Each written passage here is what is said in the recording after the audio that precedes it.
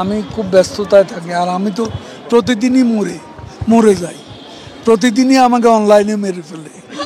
মন্ত্রী হিসেবে শুধু দুর্নীতিবাজই নন, চরম নারীবাদ ছিলেন ওবায়দুল কাদের।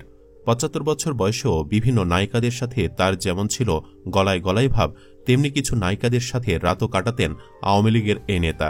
এমনকি অভিযোগ আছে কাদেরের লালসার শিকার হয়েছিলেন নবাগত নায়িকা মেঘলাও। ৫ই আগস্টের পর নায়িকা মেঘলার বাসায় লুকিয়ে তাকে হত্যা করেন ওবায়দুল কাদের। সম্প্রতি কাদেরের কল লিস্ট ফাঁস হবার পর মেঘলাসহ আরও অনেক নায়িকাদের সাথেই ফোনে কথা বলার প্রমাণ পাওয়া গেছে।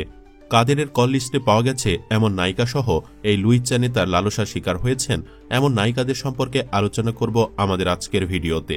বিস্তারিত জানতে ভিডিওটি না টেনে শেষ পর্যন্ত দেখতে থাকুন।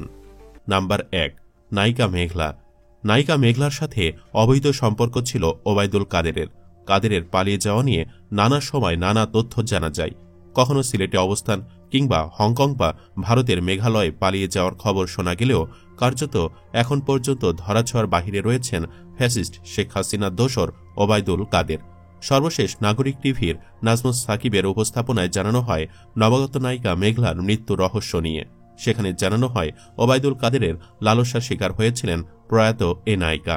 যেখানে আরও জানানো হয় ওবায়দুল কাদেরের কল লিস্ট ট্র্যাকিং এ জানা গেছে ৫ আগস্ট সর্বশেষ ওবায়দুল কাদেরের ব্যবহৃত ফোন নম্বরটির লোকেশন দেখায় মোহাম্মদপুরে। তারপর থেকেই বন্ধ হয়ে যায় কাদেরের ফোন। মোহাম্মদপুরের ট্র্যাক করা লোকেশন থেকে নায়িকা মেঘলার বাসার দূরত্ব বেশি নয় উল্লেখ করে সাংবাদিক সাকিব আরও জানান, ৫ আগস্টের পর ওবায়দুল কাদের নায়িকা মেঘলার বাসায় লুকিয়েছিলেন। তাদের সূত্র আরও জানায় নায়িকা মেঘলার বাসায় আশ্রয় নেন ওবায়দুল কাদের। মেঘলা যাতে ওবায়দুল কাদেরের কথা ফাঁস করতে না পারে তাই মেঘলাকেই দুনিয়া থেকে সরিয়ে দিয়েছেন ওবায়দুল কাদের। উল্লেখ্য, ঢাকায় শোবিজের নতুন মুখ সাদিকা রহমান মেঘলার রহস্যজনক মৃত্যু হয় গত সেপ্টেম্বরে। এর আগে ওবায়দুল কাদেরের সাথে সখ্যতা গড়ে ওঠে এই নায়িকার।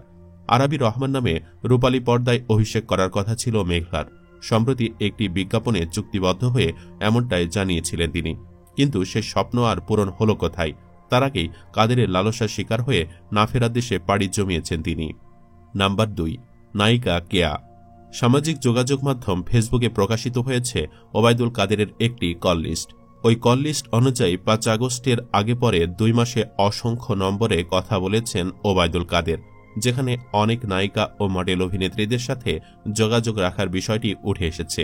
ওই কল লিস্ট অনুযায়ী নায়িকা কেয়ার সাথে অনেকবার যোগাযোগ করেছেন ওবায়দুল কাদের। ঢাকায় সিনেমার একসময়ের নায়িকা সাবরিনা সুলতানা কেয়ার সাথে কাদেরের অবৈধ সম্পর্ক ছিল বলে মনে করেন অনেকেই। নায়িকা শুরু থেকেই দেহ ব্যবসার সাথে জড়িত ছিলেন। ২০১১ সালের ২২ ডিসেম্বর গুলশানের নিকেতনের একটি বাসা থেকে তাকে অনৈতিক কাজে অংশগ্রহণের অভিযোগে আটক করে পুলিশ। সে সময় থেকেই ওবায়দুল কাদেরের সাথে অনৈতিক সম্পর্ক ছিল কেয়ার। এজন্য ৪০ বছর বয়সে এসেই সিঙ্গেল ছিলেন তিনি। কিন্তু ওবায়দুল কাদেরের পালানোর পরেই বিয়ের পিঁড়িতে বসেন এই নায়িকা। বিয়ে করেছেন নায়িকা পূর্ণিমার সাবেক স্বামী মোস্তাক কিবরিয়াকে। ধারণা করা হয় ওবায়দুল কাদেরের কারণে বিয়ে করতেন না এই নায়িকা। Number ৩, miss Bangladesh Farzana. Miss international Bangladesh Farzana Yasmin Ananya রাজনীতির সাথে জড়িত ছিলেন। তারপরেও তাকে কেন কল দিয়েছিলেন ওবায়দুল কাদের তা নিয়ে অনেক প্রশ্ন উঠেছে। কেউ কেউ বলতে শুরু করেছেন, তাহলে কি নায়িকা কেয়ার মতো ফারজানাও কাদেরের রক্ষিতা ছিলেন? উল্লেখ্য, ঢাকা বিশ্ববিদ্যালয়ের উইমেন অ্যান্ড জেন্ডার স্টাডিজ বিভাগে স্নাতকোত্তর করছেন ফারজানা। এছাড়াও তিনি বাংলাদেশ ছাত্রলীগের কেন্দ্র কমিটির উপনারী বিষয়ক সম্পাদক। অনেকে দাবি তুলেছেন ওবায়দুল কাদেরের সাথে সম্পৃক্ত থাকার কারণে তাকেও যেন গ্রেফতার করা হয়। নাম্বার ৪, জাহারা মিতু। ঢাকায় চলচ্চিত্রের উঠতি নায়িকা জাহারা মিতু। এই মিতুই ওবায়দুল কাদেরকে নিয়মিত ঘুম পাড়াতেন।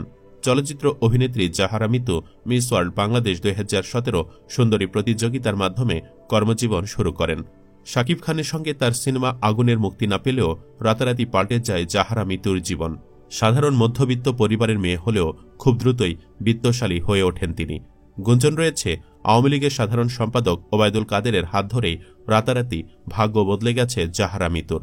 এমন শোনা যায় রাতে কাদেরকে ঘুম পাড়িয়ে দিয়েই বাসায় ফিরতেন এ নায়িকা। এক সাক্ষাৎকারে মিতু নিজে বলেছেন, ওবায়দুল কাদের আমার আইডল। এদিকে কাদেরও শত ব্যস্ততার মাঝেও নায়িকাকে সময় দিতেন। মিতুর একটি বইয়ের প্রিমিয়ার অনুষ্ঠানে সাবেক এই সেতু মন্ত্রীকে দেখা গেছে। তারও আগে মিতুর প্রথম সিনেমার মহরতেও উপস্থিত ছিলেন ওবায়দুল কাদের। আগুন নামের সেই ছবির মাধ্যমে নায়িকা বনে যান তিনি। তবে শেষ পর্যন্ত অফসাইডের নায়িকা হয়ে সন্তুষ্ট থাকতে হয় তাকে। যদিও তার বিলাসবহুল জীবনযাপন নিয়েও চলছে আলোচনা। ঘন ঘন বিদেশ সফর, 5 তারকা হোটেলে রাতযাপন সহ নানা বিষয় সামনে এসেছে।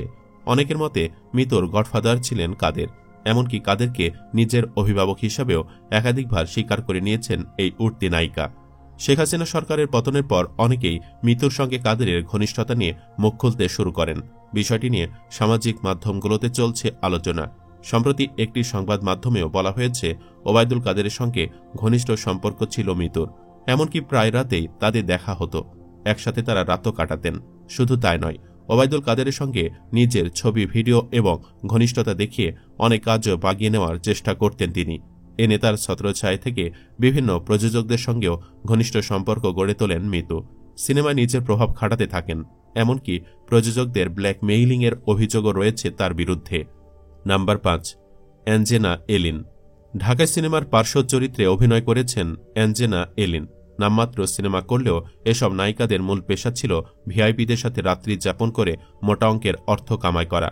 অ্যাঞ্জেনা এলিনের ঘনিষ্ঠ সম্পর্ক ছিল কাদেরের সাথে। সম্প্রতি কাদেরের ফাঁস হওয়া কল লিস্টে এলিনের নাম্বার পাওয়া যায়। যেহেতু এলিন রাজনীতি করেন না, সেহেতু বোঝাই যায় তাকে কেন কল দিয়েছিলেন ওবায়দুল কাদের। উল্লেখ্য, ওবায়দুল কাদেরের 5 আগস্ট সহ আগের এবং পরবর্তী সময়ের কল লিস্টের সিডিআর কপির আংশিক প্রকাশ করে সাংবাদিক জাওয়ার নির্ঝর। জাওয়ার নির্ঝর ফেসবুকে এক পোস্টে এসব তথ্য জানিয়েছেন। তিনি ওবায়দুল কাদের কল লিস্টের সিডিআর কপির আংশিক প্রকাশ করে লিখেছেন, এত নম্বর যাচাই বাছাই করতে সময় লাগছে।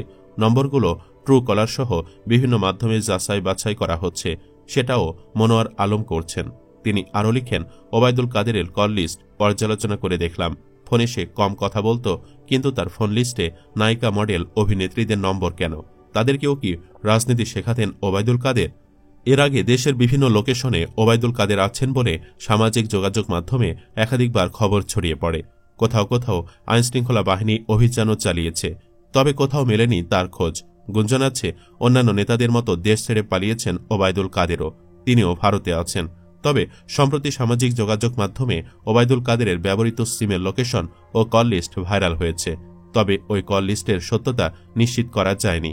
ভাইরাল ওই তালিকায় দেখা যায় সর্বশেষ 5 আগস্টের দিন দুপুর 2টা 42 তার ফোন ট্র্যাক লোকেশন ছিল মোহাম্মদপুর।